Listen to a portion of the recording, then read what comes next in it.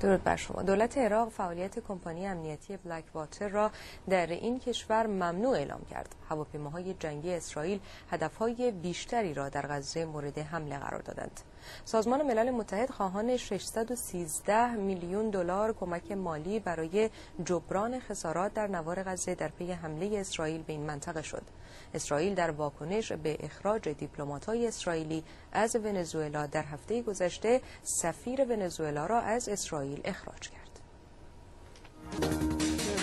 به گزارش روزنامه گاردین چاپ لندن، مقام‌های دولت آمریکا در حال آماده کردن پیشنویس‌نامه‌ای به مسئولان جمهوری اسلامی در جهت ترمیم روابط آن دو کشورند. بنجامین نتانیاهو رهبر حزب لیکود در اسرائیل میگوید جلوگیری از دستیابی جمهوری اسلامی به سلاح‌های اتمی برای حل بحران اقتصادی در جهان اولویت دارد. پرزیدنت اوباما با نخست وزیر ژاپن در مورد کره شمالی و بحران اقتصادی در جهان از طریق تلفن گفتگو کرد. باراک اوباما رئیس جمهوری آمریکا در زمینه بهبود اقتصاد کشور ابراز امیدواری کرد. بیل کلینتون رئیس جمهوری پیشین آمریکا میگوید از اینکه ولادیمیر پوتین نخست وزیر روسیه از بازار آزاد طرفداری کرده بسیار متعجب است. به گزارش وزارت بازرگانی ایالات متحده، خرید و فروش منازل در این کشور در ماه دسامبر 15% کاهش یافته است. به گزارش رسانه‌های ترکیه، در درگیری پلیس با مظنونان القاعده در استانبول، یک مظنون تروریست کشته و مظنون دیگری زخمی شده است. با سپاس. درود بر شما. 2 نامزد سنی انتخابات محلی در عراق به دست مردان مسلح کشته شدند. اعضای یک گروه شبه نظامی مرتبط با القاعده در ارتباط با یک رشته بمبگذاری‌های مرگبار توسط پلیس پاکستان دستگیر شدند. بنا به گزارش‌ها یک شهروند پاکستان که از سوی شبه نظامیان جاسوس آمریکا خوانده شده توسط آنان به قتل رسیده است. انتخابات ریاست جمهوری افغانستان تا ماه اوت به تعویق افتاد. صدها هزار کارگر در فرانسه در اعتراض به بحران مالی جهانی اعتصاب کردند. برنامه جهانی غذا در زمینه بحران غذایی در زیمبابوه هشدار داد. شهروندان ماداگاسکار در اعتراض به دولت در پایتخت این کشور تظاهرات کردند. به گزارش رسانه‌ها در چین 81 نفر در تبت به اتهام ارتکاب جرایم جنایی نامشخص دستگیر شدند. دولت نیجریه اکتشافات نفتی کنسرسیوم کره جنوبی را به دلیل عدم پرداخت وجه مورد توافق متوقف کرد. نخست وزیر ترکیه میگوید صندوق بین‌المللی پول شروط جدیدی را برای پرداخت وام فوری به این کشور مطرح کرده است. درود بر شما. مقام‌های اروپایی در مورد عبور خط لوله گاز طبیعی از دریای خزر به ترکیه و غرب اروپا بدون عبور از روسیه در بوداپست گفتگو می‌کنند. 3 سرباز ارمنستان در درگیری با نیروهای آذربایجان کشته شدند. قیمت نفت خام در بازارهای جهانی کاهش یافت. صندوق کودکان ملل متحد یونیسف خواهان بیش از 1 میلیارد دلار کمک مالی به منظور رساندن کمک‌های ضروری به 36 کشور جهان شد. سلام بر شما. نخستین خبر این که اتحادیه اروپا امروز در بیانیه‌ای اعدام یک شهروند افغان 17 ساله به نام ملا گل حسن و اعدام 21 نفر در ایران فقط در 2 روز در چند شهر ایران را شدیداً محکوم کرد.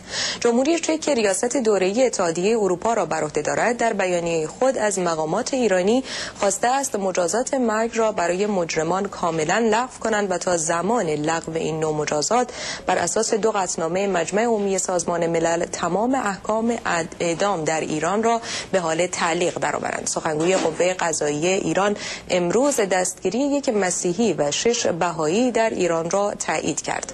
علیرضا جمشیدی در نشست خبری هفتگی خود با اشاره به اینکه این افراد به خاطر دین و مسلک خود در بازداشتگاه به سر نمیبرند از ذکر جزئیات آنها خودداری کرد، اما اتهام فرد مسیحی را توهین به مقدسات و اتهام بهاییان دستگیر شده را تبلیغ علیه نظام عنوان کرد.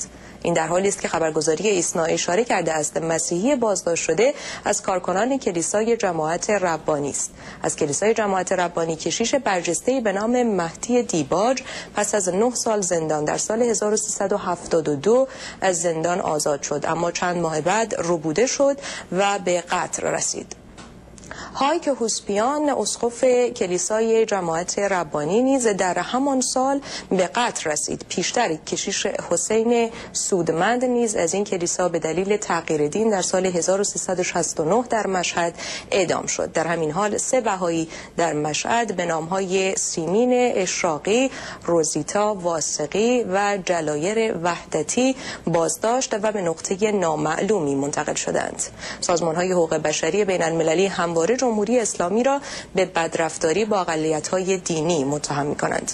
احمد دانشپذیر از اعضای جبهه دموکراتیک ایران در تهران که در آستانه آزادی از زندان اوین قرار داشت، با اعلام شکایت قاضی ناظر بر زندان به اتهام توهین به مقام قضایی از 22 دی ماه به سلول انفرادی منتقل شده است.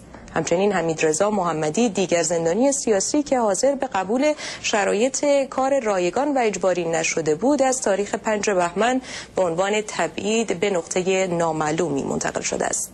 به گزارش مجموعه فعالان حقوق بشر در ایران، با روی کار آمدن فردی به نام بزرگنیا به عنوان مدیر بند 350 زندان اوین، موجی از اذیت و آزار سیستماتیک زندانیان عقیدتی در این بند آغاز شده است. جلسه رسیدگی به پرونده 4 تن از اعضای کمپین 1 میلیون امضا، پروین اردلان، جلوه جواهری، مریم حسین خواه و ناهید کشاورز، امروز 8 بهمن در شعبه 34 دادگاه تجدید نظر استان تهران برگزار شد. این فعالان جنبش زنان به اتهام فعالیت در سایت‌های زنستان و تغییر برای برابری از سوی شعبه 13 دادگاه انقلاب به 6 ماه حبس تعزیری محکوم شده بودند که به دلیل اعتراض این افراد پرونده به دادگاه تجدید نظر برای رسیدگی مجدد ارجاع شد. پس سرانجامی که 10 تن از کارگران شرکت نیشکر 7 تپه برای 3مین روز پیاپی دست به اعتصاب زدند. روز گذشته 3مین روز برپایی اعتصاب 10 کارگر نیشکر 7 تپه بود که به فصلی بودن قراردادشان و شرایط سخت کار اعتراض کردند و میگویند مسئولان شرکت حقوق آنها را به موقع پرداخت نمی‌کنند. درود بر شما. پرزیدنت اوباما نسبت به تصویب محرک اقتصادی پیشنهادی برای بهبود وضعیت اقتصادی آمریکا از سوی کنگره ابراز خوشبینی کرد. هیلاری کلینتون وزیر خارجه ایالات متحده گفتگوهای 6 جانبه را به منظور پایان دادن به برنامه سلاح‌های هسته‌ای کره شمالی ضروری دانست. پرزیدنت اوباما میگوید به جهان اسلام نشان خواهد داد که آمریکایی‌ها دشمن آنها نیستند. وزیر امور خارجه مصر در زمینه برقراری آتشبس پایدار میان اسرائیل و فلسطینیان ابراز خوشبینی کرد. مقام‌های اروپایی در مورد عبور خط لوله گاز طبیعی از دریای خزر به ترکیه و غرب اروپا بدون عبور از روسیه در بوداپست گفتگو می‌کنند. 3 سرباز ارمنستان در درگیری با نیروهای آذربایجان کشته شدند. قیمت نفت خام در بازارهای جهانی کاهش یافت. صندوق کودکان ملل متحد یونیسف خواهان بیش از 1 میلیارد دلار کمک مالی به منظور رساندن کمک‌های ضروری به 36 کشور شد. شاهدان عینی از حمله هوایی اسرائیل به مناطق فلسطینی خبر دادند. درود بر شما. باراک اوباما رئیس جمهوری آمریکا میگوید ایالات متحده باید آماده استفاده از دیپلماسی در قبال جمهوری اسلامی ایران باشد. رئیس جمهوری آمریکا گفت اکنون لحظه مناسب برای اسرائیلی‌ها و فلسطینیان به منظور رسیدن به صلحی پایدار فرا رسیده است. پرزیدنت اوباما خواهان همکاری با دنیای اسلام بر پایه احترام و علاقه متقابل شد. شاهدان عینی از حمله هوایی اسرائیل به مناطق فلسطینی خبر دادند. رابرت گیتس وزیر دفاع آمریکا میگوید بزرگترین چالش نظامی ایالات متحده در افغانستان است. 2 سرباز ناتو در جنوب افغانستان کشته شدند. بر اثر انفجار بمب در شمال عراق دست کم 3 سرباز عراقی کشته شدند. رئیس جمهوری آمریکا با رهبران حزب جمهوری‌خواه در کنگره آمریکا دیدار می‌کند. نشست رهبران کشورهای آفریقایی به منظور حل بحران سیاسی زیمبابوه بدون رسیدن به نتیجه نهایی پایان یافت.